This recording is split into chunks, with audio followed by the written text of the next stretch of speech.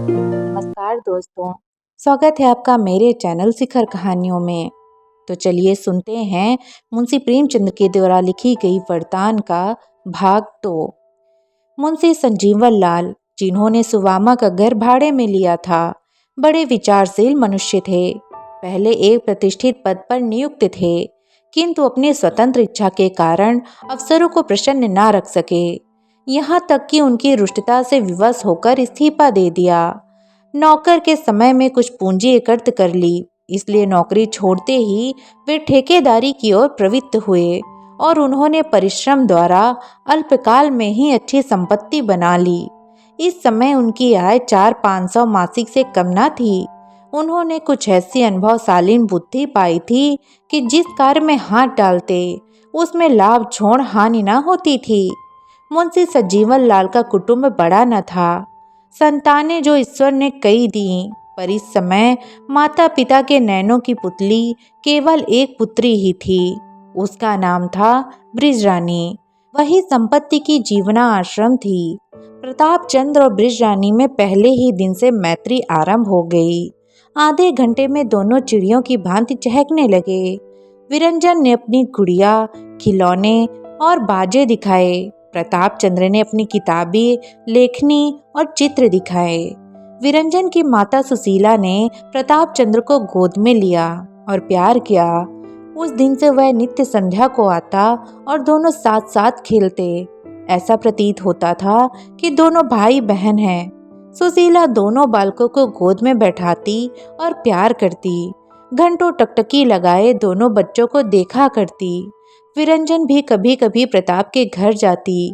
विपत्ति की मारी सुवामा उसे देखकर अपना दुख भूल जाती, छाती से लगा लेती और उसकी भोली भाली बातें सुनकर अपना मन बहलाती। एक दिन मुंशी संजीवन लाल बाहर से आए तो क्या देखते हैं कि प्रताप और विरंजन दोनों दफ्तर की कुर्सियों पर बैठे हैं। प्रताप कई पुस्तक पढ़ रहा है और विरंजन ध्यान लगाए सुन रही है। दोनों में जो ही मुंशी जी को देखा, उठ खड़े हुए। विरंजन तो दौड़कर पिता की गोद में जा बैठी और प्रताप सिर नीचा करके एक ओर खड़ा हो गया। कैसा गुणवान बालक था।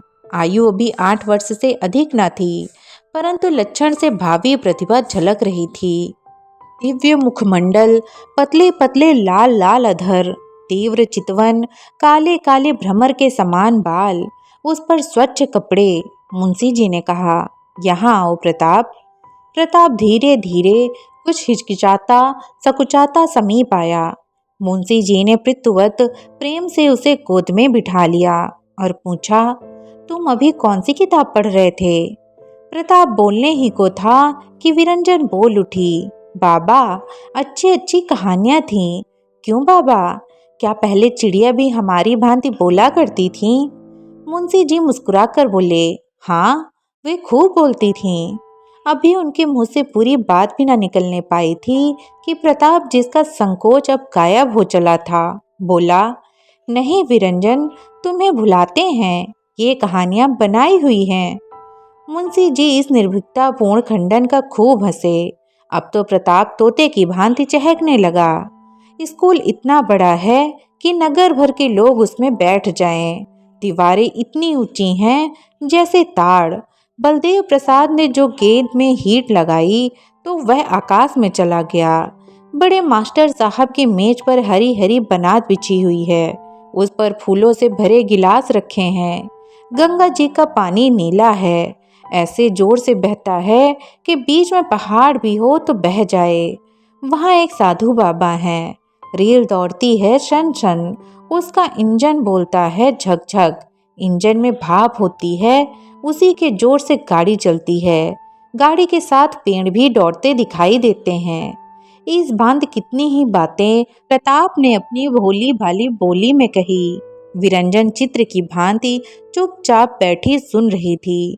रेल पर वह भी 2-3 बार सवार हुई थी, परंतु उसे आज तक यह ज्ञात न हुआ कि उसे किसने बनाया और वह क्यों कर चलती है। 2 बार उसने गुरुजी से यह प्रश्न भी किया था, परंतु उन्होंने यही कहकर टाल दिया कि बच्चा, ईश्वर की महिमा कोई बड़ा भारी और बलवान घोड़ा है जो इतनी गाड़ियों को सन खींचे लिए जाता है। जब प्रताप चुप हुआ तो विरंजन ने पिता के गले हाथ डालकर कहा, बाबा, हम भी प्रताप की किताब पढ़ेंगे।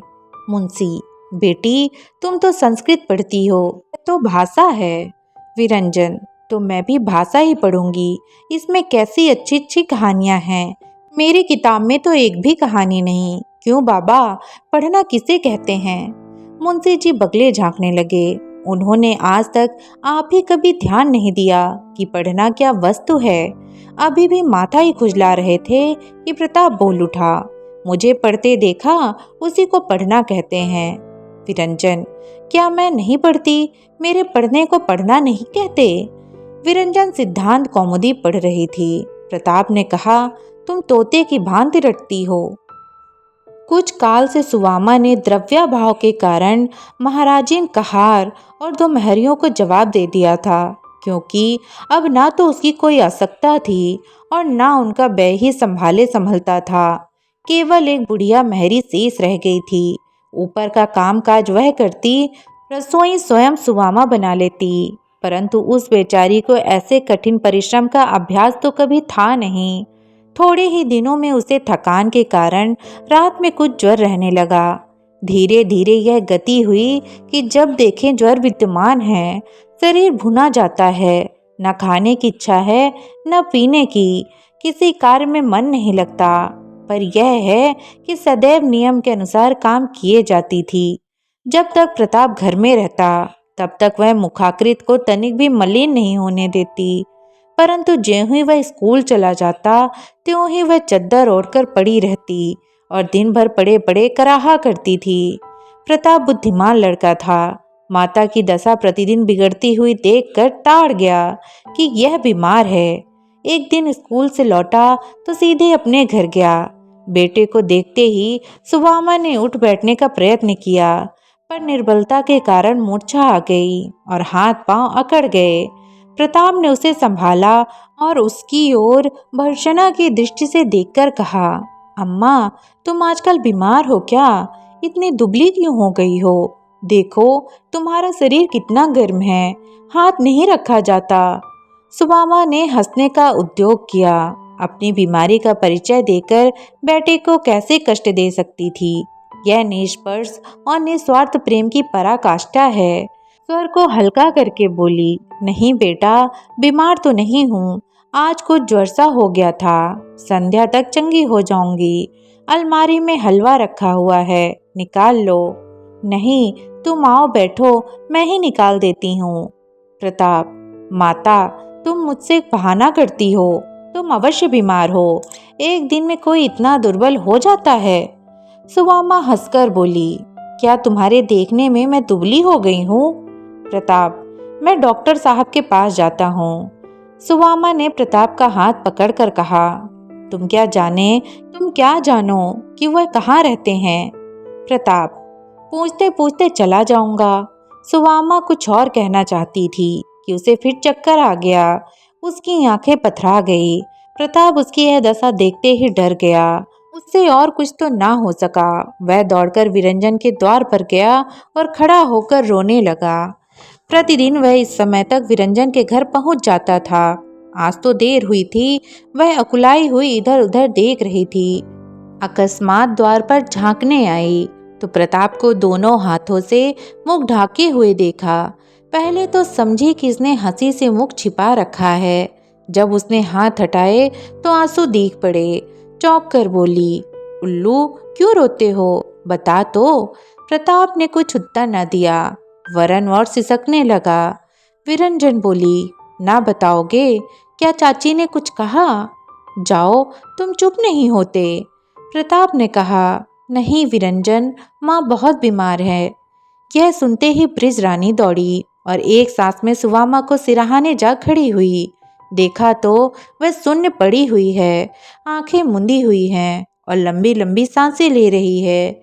उनका हाथ थामकर विरंजन झिझोड़ने लगी, चाची, कैसी जी है? आंखें खोलो, कैसा जी है? परंतु चाची ने आंखें न खोली। वह तब तक ताक पर तेल उतारकर सुवामा के सिर पर धीरे धीरे मलने लगी। उस बेचारी को सिर से महीनों से तेल डालने का अवसर न मिला था। ठंडक पहुंची तो आंखें खुल गईं। विरंजन, चाची कैसा जी है, कहीं दर्द तो नहीं है? सुवामा, नहीं बेटी, दर्द कहीं नहीं है, अब मैं बिल्कुल अच्छी हूँ। भैया कहाँ हैं? विरंजन, तो मेरे घर में हैं, बहुत रो रहे हैं।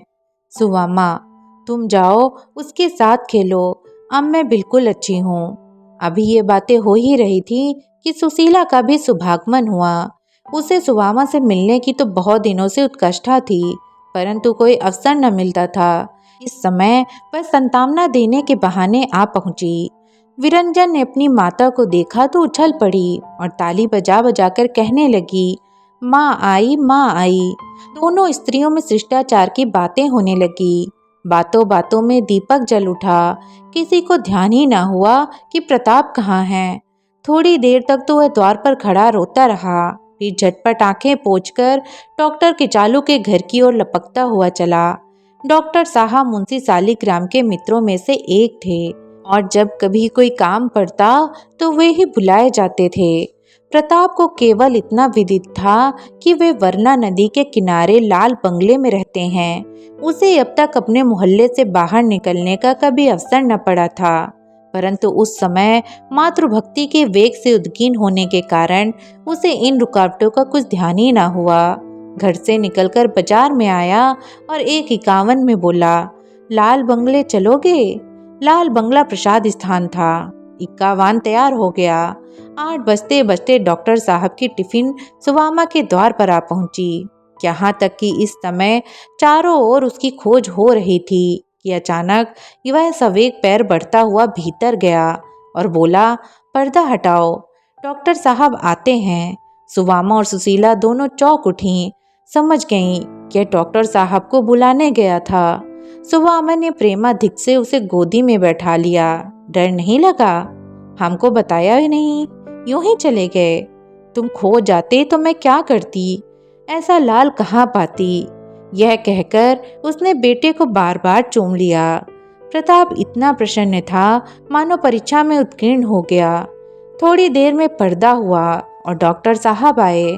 उन्होंने सुवामा की नाड़ी देखी और संतावना दी। वे प्रताप को गोद में बैठाकर बातें करते रहे। औषधियाँ साथ ले आए थे। उसे पिलाने की सम्मति देकर 9 बजे बंगले को लौट गए, परंतु जीर्ण ज्वर था, अतः पूरे मास भर सुवामा को कड़वी कड़वी औषधियाँ खानी पड़ी। डॉक्टर साहब दोनों वक्त आते और ऐसी कृपा और ध्यान रखते मानो सुवामा उनकी बहन है। एक बार सुवामा ने डरते डरते फीस के रुपए एक पात्र में रखकर सामने रखे, पर डॉक्टर साहब ने उन्हें हाथ तक न लगाया। केवल इतना कहा, इन्हें मेरी ओर से प्रताप को दे दीजिएगा, वह पैदल स्कूल जाता है, पैर गाड़ी मोल ले लेगा। विरंजन और उनकी माता दोनों सुवामा की शुश्रूषा में के लिए उपस्थित रहते। माता चाहे विलंब भी कर जाए, परंतु विरंजन वहां से एक क्षण के लिए भी न टलती। दवा पिलाती, पान देती। जब सुवामा का जी अच्छा होता तो वह भोली भाली बातें द्वारा उसका मन बहलाती। खेलना कूदना सब छूट गया। जब सुवामा बहुत हट करती तो प्रताप के संग बाग में खेलने चली जाती। दीपक जलते ही फिर आ बैठती और जब तक निद्रा के मारे झुक झुक न पड़ती वहां से उठने का नाम न लेती, वरन प्रायः वहीं सो जाती। रात को नौकर गोद में उठाकर घर ले जाता। ना जाने उसे कौन सी धुन सवार हो गई थी। एक दिन बृजरानी सुवामा के सिरहाने बैठी पंखा चल रही थी। ना जाने किस ध्यान में मग्न थी। आंखें दीवार की ओर लगी हुई थीं और जिस प्रकार वृक्षों पर कौमुदी लहराती है उसी भांति भीनी भीनी मुस्कान उसके अधरों पर लहरा रही थी। उसे कुछ भी ध्यान न था कि चाची मेरी ओर देख रही हैं। अचानक उसके हाथ से पंखा छूट गया। जो ही वह उसको उठाने के लिए झुकी कि सुवामा ने उसे गले लगा लिया और पुचकार कर कहा, विरंजन सत्य कहो, तुम अभी क्या सोच रही थी? विरंजन ने माथा झुका लिया और कुछ लज्जित होकर कहा, कुछ नहीं, तुमको ना बतलाऊंगी। सुमामा, मेरी अच्छी विरंजन, बता दो क्या सोचती थी? विरंजन लजाते हुए बोली। सोचती थी कि जाओ हंसो मत, ना बतलाऊंगी। सुवामा, अच्छा ले, ना हंसूंगी, बताओ।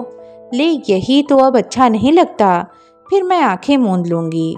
विरंजन, किसी से कहोगी तो नहीं? सुवामा, नहीं, किसी से ना कहूंगी। विरंजन, सोचती थी कि जब प्रताप से मेरा विवाह हो जाएगा तब बड़े आनंद से रहूंगी। सुवामा ने उसे छाती से लगा लिया और कहा, बेटी वह तो तेरा भाई है। विरंजन, हाँ भाई है, मैं जान गई, तुम मुझे बहू ना बनाओगी। सुवामा, आज लल्लू को आने दो, उससे पूछूं, देखूं क्या कहता है। विरंजन, नहीं नहीं, उनसे ना कहना, मैं तुम्हारे पैरों पड़ूं। सुवामा, मैं तो कह दूंगी। विरंजन, तुम्हें हमारी कसम, उनसे ना कहना। तो दोस्तों, अब तक की कहानी कैसी लगी आपको? कमेंट करके ज़रूर बताइएगा और मेरे साथ जुड़े रहने के लिए सब्सक्राइब करिए मेरे यूट्यूब चैनल को। धन्यवाद।